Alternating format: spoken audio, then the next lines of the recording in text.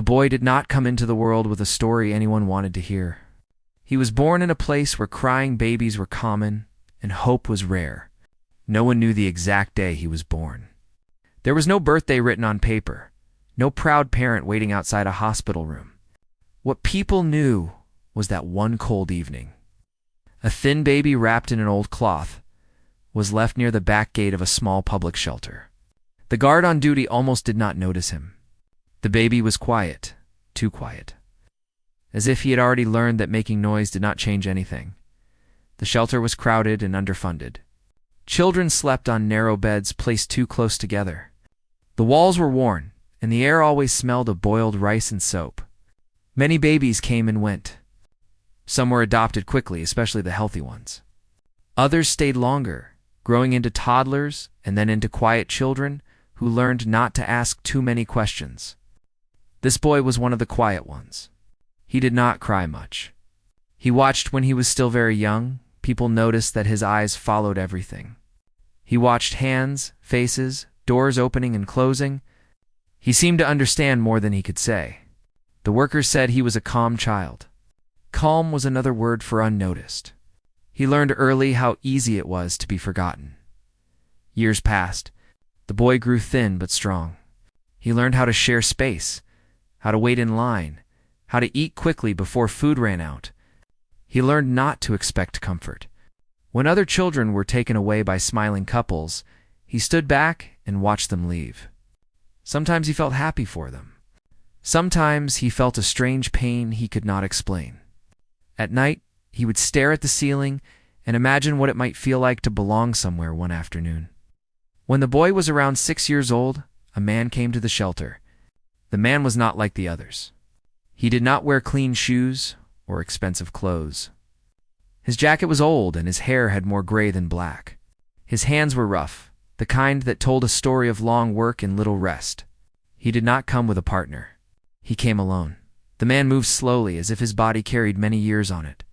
He spoke softly to the shelter worker, asking careful questions. He did not smile too much, but his eyes were kind. When he looked at the children, he did not scan them like items on a shelf. He looked at them like people. The boy noticed him right away. The man stopped near the corner, where the boy was sitting with a broken toy. The toy had once been a car, but one wheel was missing. The boy rolled it anyway, imagining it still worked. The man watched him for a long moment. "Hello," the man said. The boy looked up but did not answer. He had learned that adults often spoke and then left. "That car still runs," the man said gently. The boy frowned. "Only in my head," he replied. The man smiled, a small smile that did not try too hard. "That is where the best things run," he said. Something about the way the man spoke felt different. He did not ask the boy his name. He did not promise anything. He simply sat down on the floor beside him, ignoring the dust on his clothes. They sat there for a while. The boy pushed the broken car back and forth. The man watched, saying nothing. Silence felt safe between them. Later that day, the man spoke again to the shelter worker. He asked about the boy. He listened as the worker explained. There were no records of family. No one had come looking. The boy was healthy but quiet. Not many people showed interest. The man nodded. He asked what was needed to take the boy home. The shelter worker looked surprised. "It won't be easy," she said. "He is older, and you are alone. Do you have steady work?" The man hesitated. He told the truth. He worked odd jobs. Construction when available. Cleaning, repairs, anything he could find. He lived in a small rented room. He did not have much money, but he had space in his life, and he did not want the boy to grow up unseen. The worker studied him for a long time. She had seen many people come with big promises and disappear later. This man made no promises at all. He only said, "I will try." Every day, that answer stayed with her. The process took time. Papers were filled. Questions were asked. The boy was watched closely. When someone finally told him that he might be leaving with the man, he did not smile. He simply nodded. On the day he left the shelter, the boy carried a small bag with 2 shirts and the broken toy car. The man waited by the door. He looked nervous, like someone afraid of holding something fragile. The boy walked toward him. "Are you coming back later?" the boy asked, still unsure. The man shook his head. "No, we are going forward." Those words stayed with the boy, though he did not fully understand them yet. The place the man lived was small. One room, a shared bathroom down the hall, and a window that looked out onto a narrow street. The noise of traffic never stopped. At night, the sound became a kind of song. The boy slept on a thin mattress near the wall. The man slept nearby. There were rules, but not many. Shoes by the door. Food was simple. Rice, bread, soup. Sometimes there was meat. Often there was not. The man cooked slowly and carefully, as if every meal mattered. He made sure the boy ate first. The boy was not used to that. School came next. The man walked the boy there himself. He waited outside until the bell rang. Other parents stood in groups, talking. The man stood alone. He watched the door until the boy went inside. At school, the boy learned quickly. Letters made sense to him. Numbers felt like friends. He did not talk much, but when he did, his words were thoughtful. Teachers noticed. They said he was bright. At home, the man listened to everything the boy said about school. Even when he was tired from work, he listened. Sometimes his eyes closed, but he always asked questions later, proving he had heard every word. Money was always tight. The man counted coins before buying food. He skipped meals without saying so. When the boy outgrew his shoes, the man fixed them instead of buying new ones. Until his hands could fix no more, the boy noticed these things. He noticed the man's cough at night, the way his back bent a little more each year, the way he smiled anyway. Sometimes the boy asked, "Why did you choose me?" The man would pause. Then he would say, "Because you were there, and so was I." As the years passed, the boy grew taller. He began to understand the world better. He saw other children with more. Bigger homes, new clothes. Parents who did not come home exhausted. A quiet feeling began to grow inside him. It was not anger.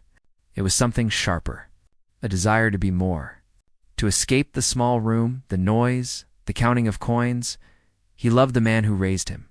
That love was real. But mixed with it was embarrassment he did not want to admit. When classmates asked about his father, he kept answers short. When friends wanted to visit, he found excuses. The man sensed the change but did not speak of it. He knew what the boy was facing. He had faced it once himself. One evening, after a long day, the man handed the boy a book he had found at a second-hand stall.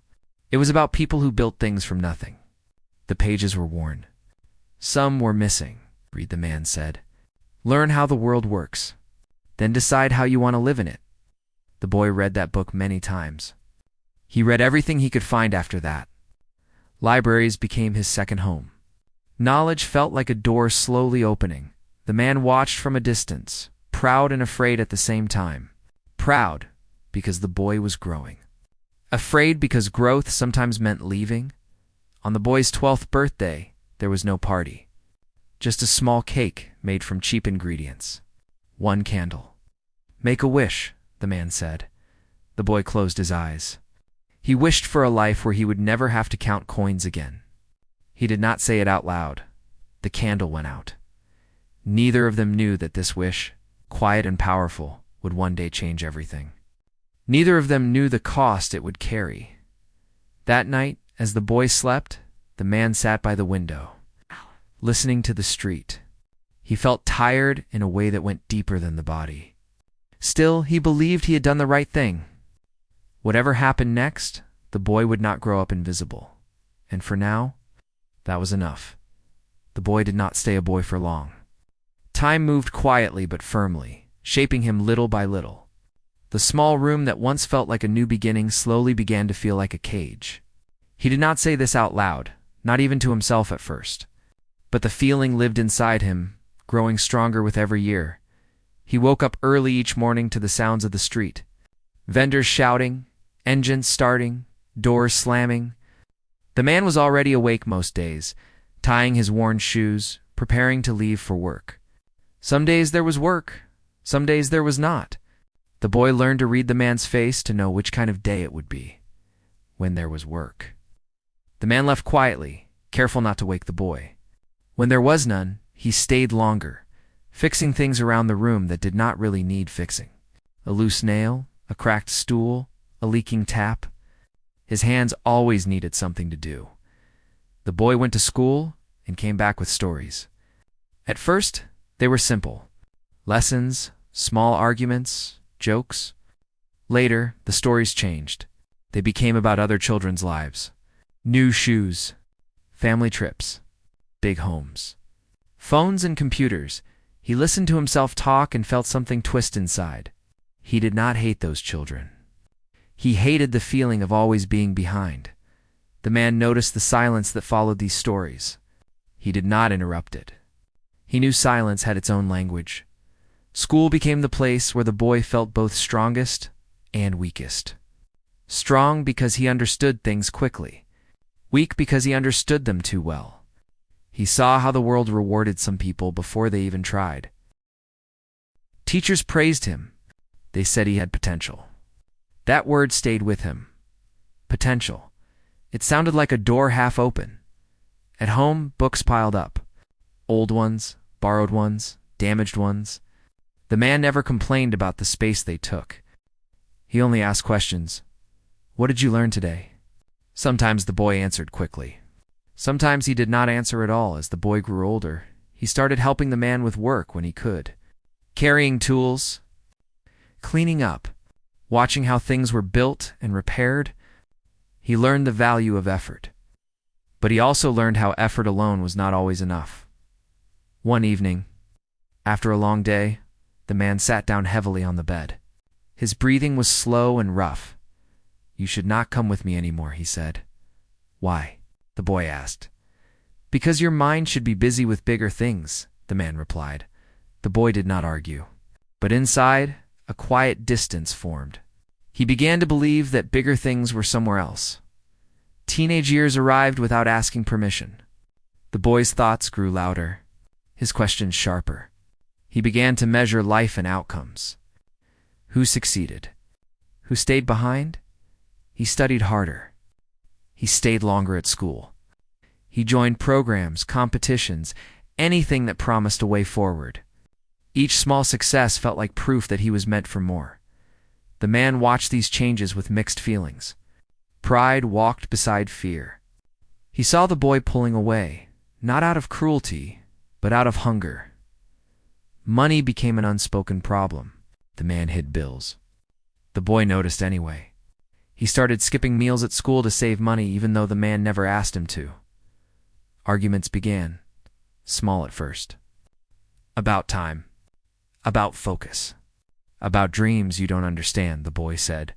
One night, I understand more than you think, the man replied. But understanding did not stop the distance from. Growing a scholarship opportunity appeared during the boy's final school years. It was competitive. It required interviews, tests, proof of excellence. The boy prepared obsessively. The man helped in the only way he could. Silence, space, quiet. When the acceptance letter came, the boy held it with shaking hands. This was it. The door opening wider. The man read the letter slowly. This is good, he said. The boy nodded. He waited for more. It did not come. Leaving home was not dramatic. No shouting, no tears, just bags packed and a long pause at the door. I will come back, the boy said. The man nodded. I know, he said. Neither of them said when. The city the boy moved to was larger, louder, faster. He felt small at first. Then he adapted. He learned how to speak differently, dress differently, think differently. He stopped mentioning where he came from. Not because he was ashamed, but because it felt like a story from another life. Calls home became shorter, then less frequent. The man listened to the phone ring longer each time. Time did not stop for either of them. It simply carried them in opposite directions. The boy focused on results, grades, opportunities, connections. He learned how power worked, how money moved, how people respected success more than effort. Meanwhile, the man's body slowed down. Jobs became harder to find. Pain stayed longer. He never asked for help. And the boy, busy building a future, did not see what was quietly being lost behind him. This was the beginning of a separation that neither of them fully understood yet. But it was already real. The years that followed changed him in ways he did not notice at first. He told himself he was only adapting, learning, growing, but adaptation slowly became separation. And growth came with a quiet cost. Life in the new world moved fast. Every day felt like a test. People spoke with confidence, even when they were unsure. They dressed well, talked about plans, talked about money as if it were already theirs. At first, he listened more than he spoke. He watched carefully, the same way he had watched the shelter doors as a child. He learned how important image was, how a firm handshake mattered, how silence could sometimes speak louder than honesty. He learned when to agree and when to hold back. These were lessons no book had taught him. He worked harder than most. Not because he loved the work, but because he feared going back to where he came from. Fear became fuel. He slept less. He studied more. He took jobs others avoided. Late nights became normal. Hunger, stress, and pressure were familiar feelings by now. Success did not arrive suddenly. It came in small steps. A good result? A better opportunity. A recommendation from someone important. Each step felt like proof that the sacrifices were worth it. Calls home became rare. When they happened, they were short, "How are you?" The man would ask. "Busy," he would reply. The man always said the same thing. "That's good." He did not ask for details. He did not want to distract him. Slowly, the boy's voice changed. It became steadier, more confident. The man noticed. He smiled quietly after each call, even if his chest felt tight. Opportunities began to appear where ambition met timing. He entered business spaces where ideas mattered more than background, at least on the surface. He learned how to talk about vision, growth, and future value. Words became tools. His first real success came from solving a problem others ignored. It was not glamorous. It was practical. People noticed, money followed. Not a lot at first, but enough to change how he saw himself. Enough to make him feel safe for the first time. With money came confidence. With confidence came distance. He stopped worrying about rent, about food, about shoes with holes. These worries faded into memories he rarely visited. Meanwhile, the man's world became smaller. His work slowed. His body hurt more often. Some mornings, getting out of bed felt like lifting weight he did not have strength for anymore. Still, he tried.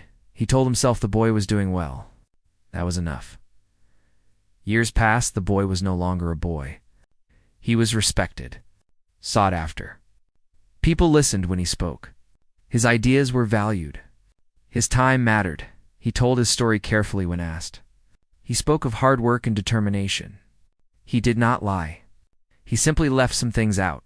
The man was never mentioned. Not out of hate, out of forgetting. The business grew, then grew again. Partnerships formed. Risks were taken. Some failed. Others changed everything.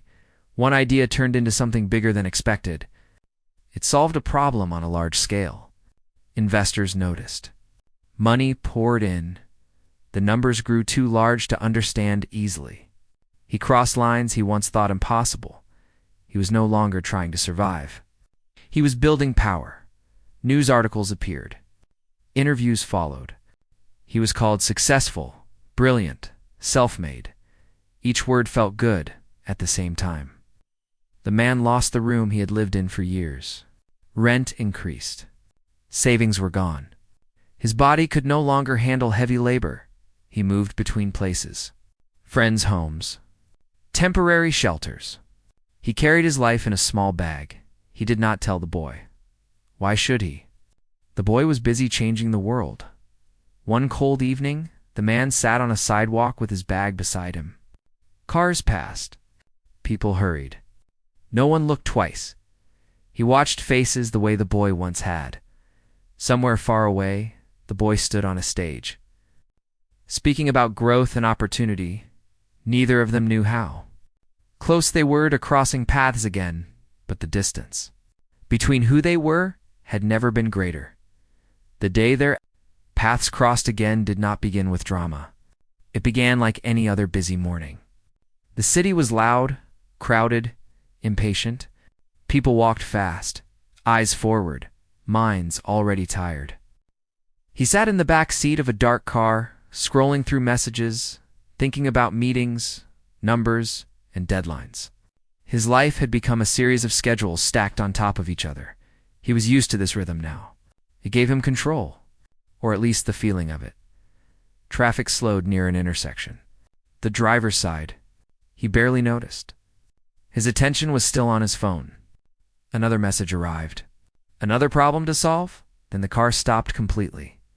He looked up, annoyed at first, ready to tell the driver to find another route. That was when he saw the people outside the window. A line of them stood near the road. Some held cardboard signs. Some held out their hands. Others simply stood, eyes lowered. Beggars. The kind he passed every day without seeing. He was about to look away when something caught his attention. An old man sat on the ground, a little apart from the others. He did not hold a sign. He did not call out. He simply sat there, his back slightly bent, his hands resting on his knees. A small bag lay beside him. There was something familiar about the way he sat. The car inched forward. The angle changed. The man's face came into clearer view. His chest tightened. At first his mind rejected the thought. It searched for reasons it could not be true. Years had passed. Time changed people. Memory played tricks. But then the man looked up. There. Eyes met. The world seemed to slow. The old man recognized him instantly. There was no doubt in his face.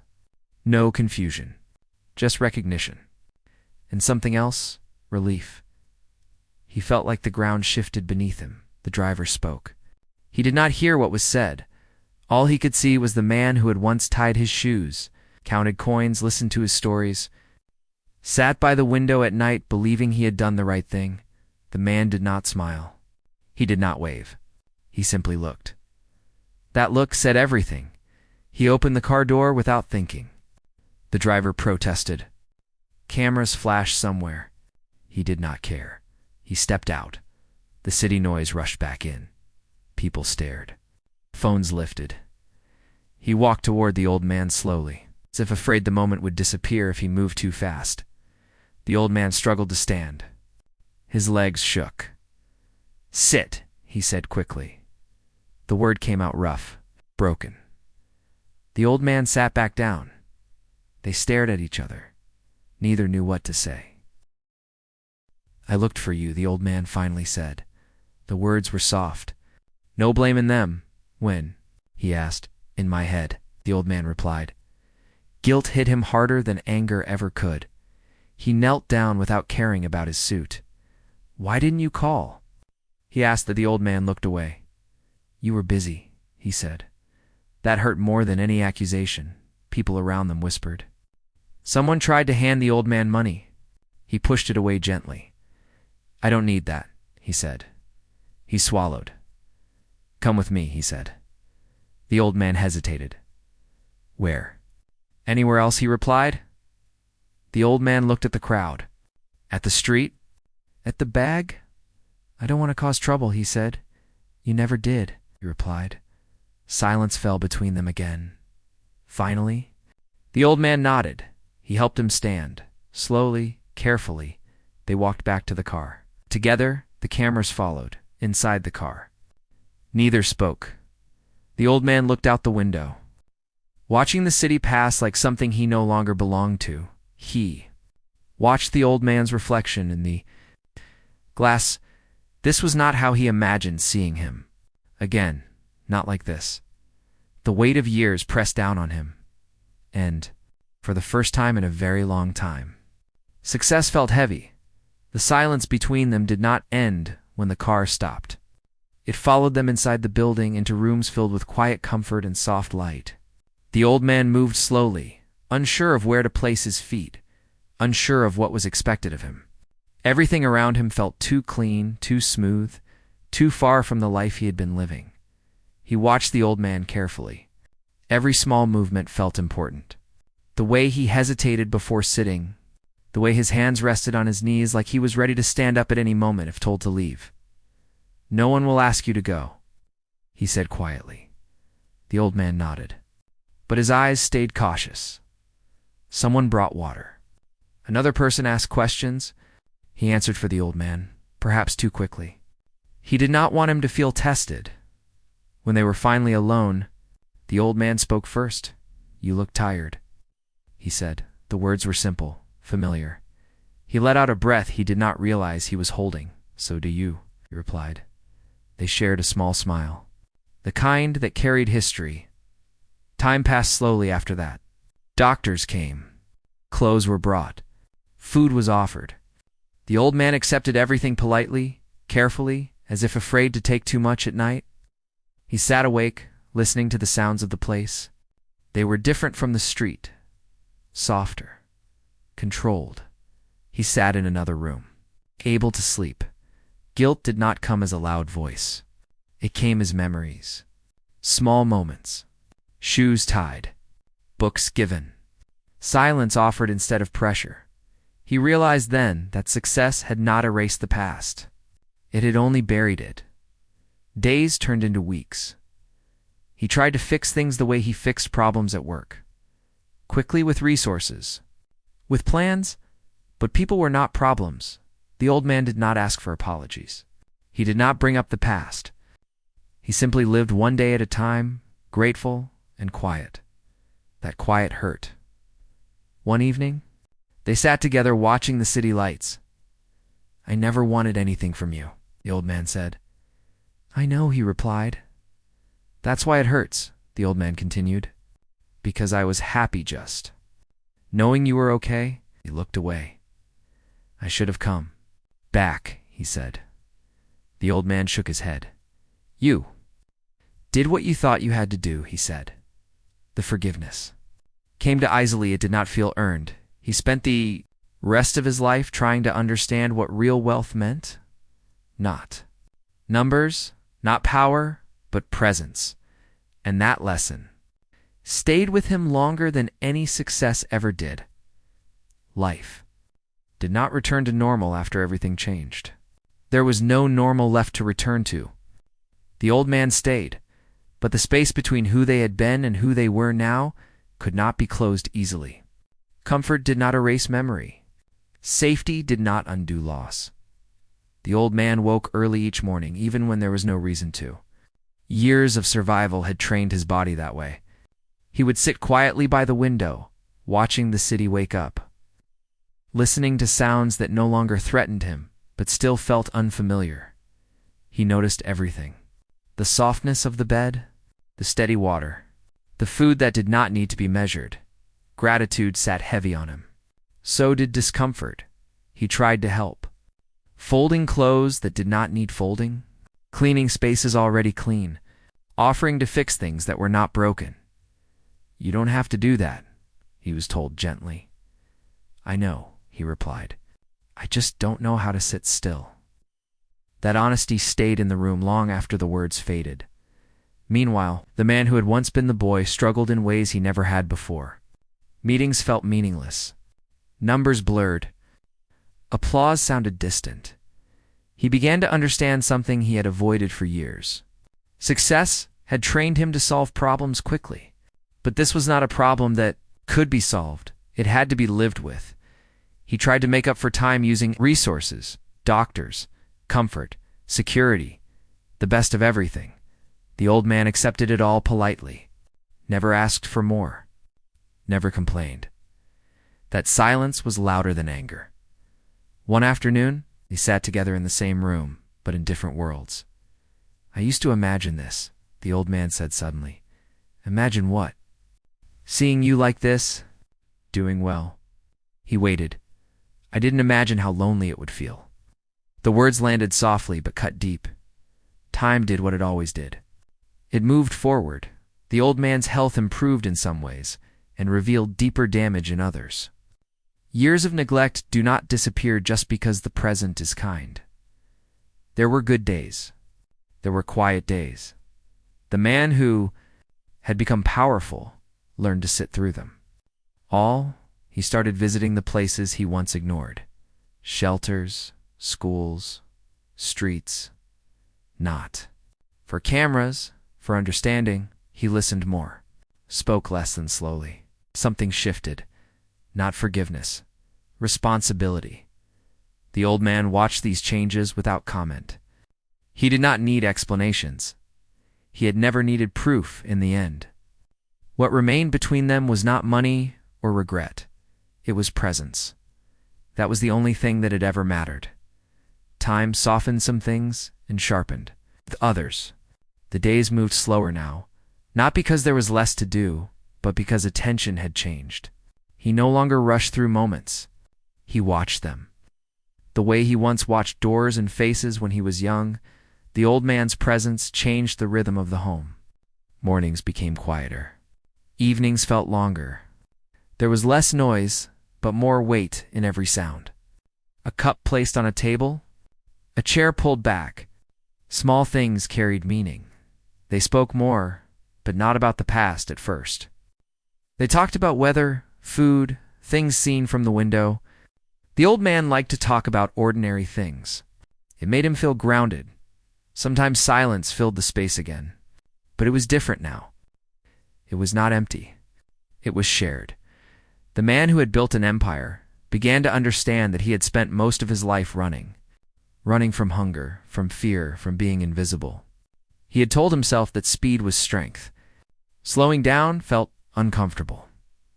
One afternoon, they sat together while the old man sorted through the small bag he had carried for years. Inside were a few worn items, old papers, a folded shirt, and the broken toy car. The sight of it caught his breath. "You kept this?" he asked. The old man nodded. "I thought one day you might want to see it again," he said. He picked it up carefully. The missing wheel, the cracks, all still there. Memory flooded in. That night, he could not sleep. He began to write. Not for business. Not for the world. For himself, he wrote about the shelter, the room, the counting of coins, the silence. He did not publish it. He did not share it. But writing gave shape to what had lived inside him for years. The old man's health weakened again with time. It was gentle, but steady. There was no crisis. Just slow decline. They spent more time together. Walks when possible. Sitting when not. "I never blamed you," the old man said one day. "I blamed myself," he replied. The old man smiled. "That's usually how it works," he said, when the end came. It was quiet, no crowds. No cameras, just presence. Afterward, the man returned to the world changed. He still worked, still led, still succeeded, but he never forgot, and he made sure others were not forgotten either. The days after everything settled felt strange, like walking through a place he once knew but could no longer recognize. The world still moved, still demanded attention, but his way of standing in it had changed. He spent more time alone than before. Not out of sadness, but reflection. Success no longer felt like a finish line. It felt like a responsibility that came too late to fix some things, and just in time to fix others. He returned to places he had avoided. Streets he once crossed without looking. Faces he once ignored. He listened more carefully now. Stories came to him without effort. Some people spoke of hunger. Some spoke of pride. Some spoke of being forgotten. Those words stayed with him. He began to build differently. Not just businesses, but systems meant to last beyond him. Quiet support. Long-term thinking. No cameras. At night he remembered the small room, the sound of traffic. The man sitting by the window believing he had done the right thing. That belief became a guide. He did not try to erase the past. He carried it, and in doing so, he made sure fewer people were left unseen. That was the only ending that felt honest. He did not expect peace to arrive quietly. For most of his life, change had come with noise, deadlines, crowds, deals, pressure. But this time, it arrived like early morning light, slow and soft, almost easy to miss if one was not paying attention. He began waking up before the city stirred, not because he had to, but because his body had finally learned that it was allowed to rest. He would sit by the window with a cup of warm water and watch the sky change color. In those moments, he thought less about what he had built and more about what he had lived. The past no longer felt like a shadow chasing him. It felt like a road behind him, long, uneven, but real. People still recognized him. Success does not disappear just because one's priorities shift. Invitations came. Interviews were requested. Panels and stages waited. He chose carefully now. He said no more often than yes. When he did speak, he spoke slowly. He chose words that felt true rather than impressive. He noticed how people listened differently. When he stopped performing certainty, silence, he learned, could invite honesty. He spent time with people who had nothing to offer him in return. No deals, no exposure, no advantage, just stories. Those stories grounded him. He returned often to the idea that had followed him since childhood. Being seen as a child, being unseen had hurt. As an adult, seeing others had become a responsibility. He walked streets he once hurried past. He sat where others avoided sitting. He listened to voices that were usually drowned out by traffic and urgency. He did not arrive with answers. He arrived with time. At first, people were suspicious. Kindness without expectation can feel unfamiliar, but slowly, trust formed. Not the kind that comes from promises, but the kind that grows from consistency. He learned that dignity mattered more than rescue, that people wanted choices, not charity, that being asked what they needed felt different from being told what they would receive. These lessons reshaped how he used his influence. He built structures that worked quietly, places where people could learn skills without feeling judged, spaces where rest was allowed. Systems where help did not come with cameras or conditions. He refused to brand suffering. He refused to turn pain into a story for applause. At night, when the city dimmed, memories returned more freely. Not as accusations, but as reminders. He remembered small kindnesses that had once kept him alive. A meal shared. A book given. Silence offered, instead of pressure. He realized that the man who raised him had taught him the most important lessons without ever naming them: patience, respect, presence. These were not things the world rewarded loudly, but they were the things that endured. He began writing again, not to publish, not to impress, to remember, to understand. Words helped him slow thoughts that had once raced. He wrote about mornings in a small room. It's about listening to traffic like it was a language. He wrote about hunger that sharpened focus and shame that taught caution. He wrote about ambition that saved him and later nearly emptied him. He did not paint himself as a hero. He did not paint himself as a villain. He wrote honestly. That felt enough. People close to him noticed the change before the world did. He laughed more easily. He listened without checking the time. He stayed present during conversations instead of planning the next move. Success was no longer something he chased. It was something he carried carefully. Some nights he dreamed of the old man. Not as he had last seen him, but as he had been sitting quietly, believing without demanding proof. Those dreams no longer hurt. They steadied him. He began to understand that legacy was not about what remained after death. It was about what changed while one was alive. This understanding did not arrive all at once. It settled gradually, shaped by daily choices. He chose to slow down when speed was praised. He chose to listen when speaking was easier. He chose to remember when forgetting would have been comfortable.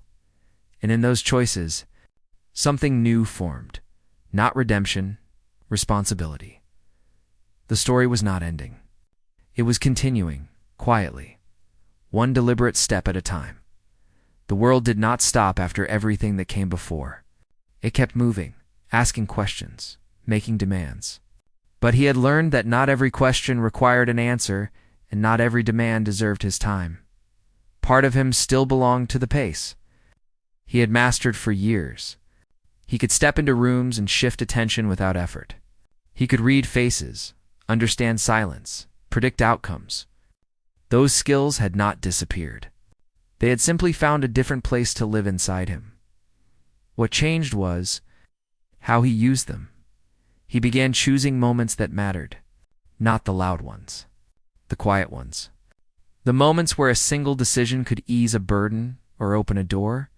He spent time with young people who reminded him of himself before the world hardened him. They asked questions filled with urgency. They spoke of dreams with sharp edges. He listened carefully, not to guide them toward success, but to help them stay human while chasing it.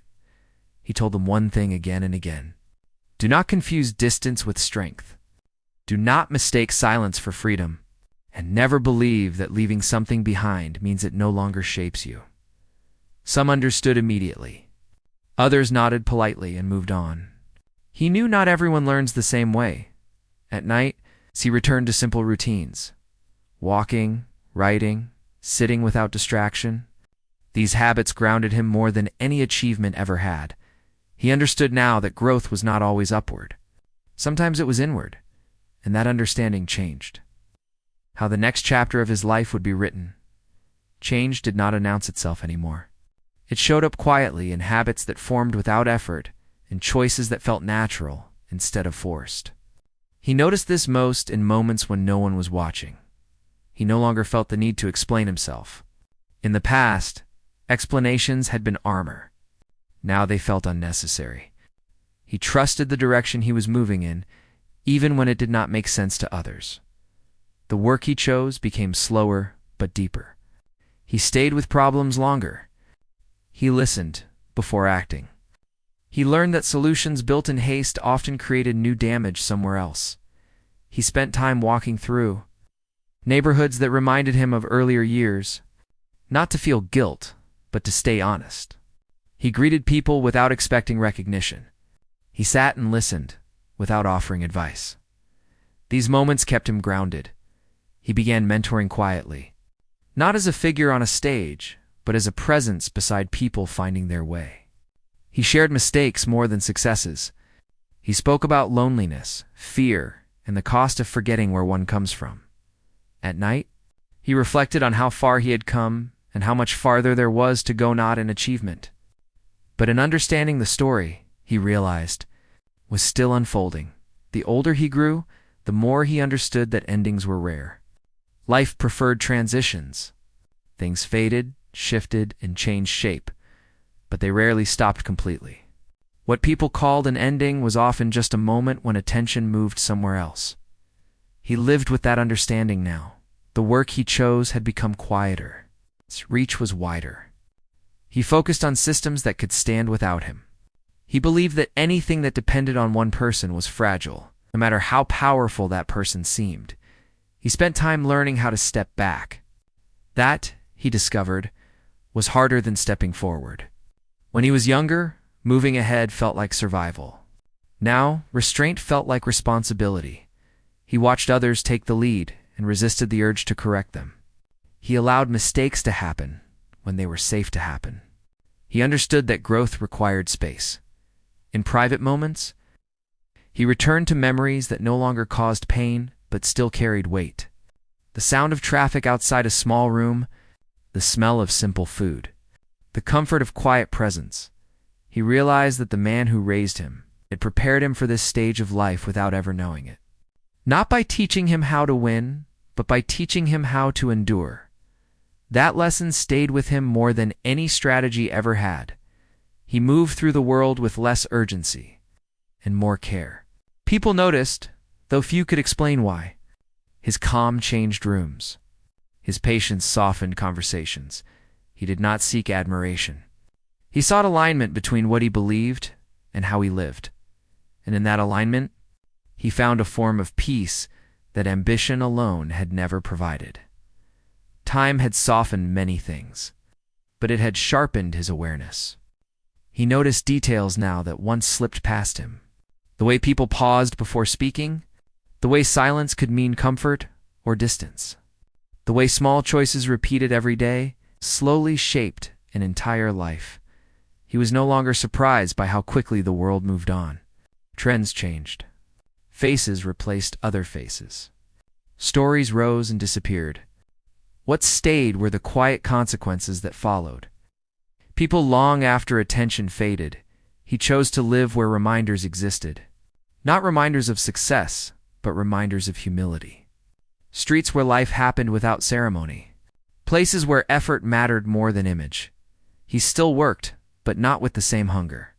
The hunger had turned into something steadier. Purpose. He believed now that money was not power. Direction was power. And direction without reflection could become destruction. He spent long hours listening to people who had been ignored for years. Not to collect stories, but to understand patterns. He learned how systems failed slowly before they failed loudly. At night, he returned to writing. Pages filled with thoughts that had no audience. He wrote because it helped him stay honest. He accepted that he would never be finished, becoming who he needed to be. That realization no longer frightened him. It grounded him. The story, still unfolding, carried forward with patience rather than urgency. Life had slowed into something steady, but not quiet. The noise was still there, just farther away. He noticed it when he traveled, when meetings stretched long, when people spoke quickly, as if speed itself proved importance. He no longer tried to match that pace. He let it pass him like traffic seen from a bench. His days had rhythm now. Simple things framed them. Morning light, a short walk, work that had meaning beyond numbers, conversations that were not rushed. He had learned that control was not about holding everything tightly, but about knowing what to release. He often thought about how easily people confuse success with arrival, as if reaching a certain height meant the climb was over. He knew better. Every level came with its own weather, different winds, different risks. The mistake was believing one could stop paying attention. He stayed attentive. There were moments when memories returned without warning. Not dramatic ones. Small moments. A hand resting on a shoulder. A voice saying nothing but still offering comfort. These memories did not pull him backward. They anchored him. He had learned that gratitude was not a performance. It was a practice. It lived in how one treated time, how one listened, how one chose restraint when excess was available. People sometimes asked him if he felt fulfilled. He paused before answering. Fulfillment felt like a word people used when they wanted certainty. He preferred honesty. He told them he felt responsible, and that responsibility gave his life weight in the best way. He continued building things that would outlast him, quietly, without attaching his name too tightly. He believed that true impact did not need constant reminders of who created it. When doubts surfaced, as they still did, he did not fight them. He sat with them.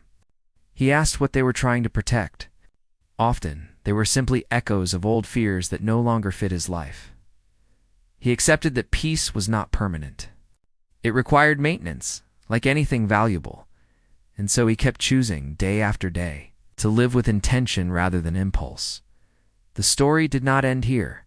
It continued, shaped by patience, awareness, and the quiet strength of remembering what mattered most.